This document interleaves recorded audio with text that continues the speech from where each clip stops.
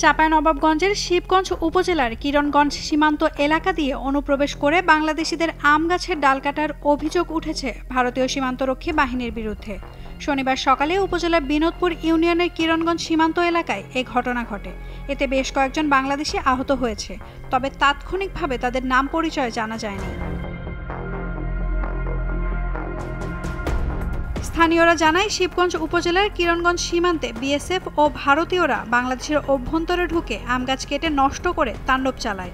এ সময় বাংলাদেশিরা বাধা দিলে উভয় পক্ষের মধ্যে বাকবিতণ্ডা হয়। পরে তাদের প্রতিরোধে বিজিবি এবং বাংলাদেশিরা একসঙ্গে তাদের মোকাবেলা করার চেষ্টা করে। এ সময় বিএসএফ অনবরত টিয়ারশেল নিক্ষেপ করছে বলেও জানান স্থানীয়রা।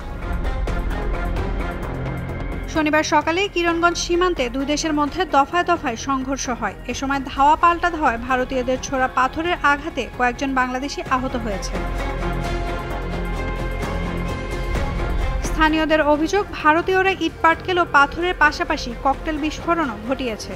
দুপুর পর্যন্ত বেশ কয়েকটি বিস্ফোরণের শব্দ শোনা গেছে।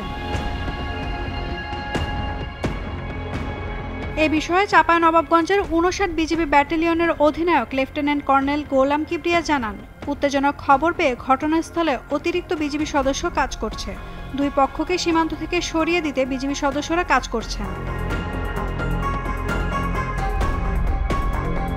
এর আগে গত ৫ জানুয়ারি থেকে ৮ জানুয়ারি পর্যন্ত ৪ দিন একই ইউনিয়নের চৌকা সীমান্তে তীব্র উত্তেজনা বিরাজ করে।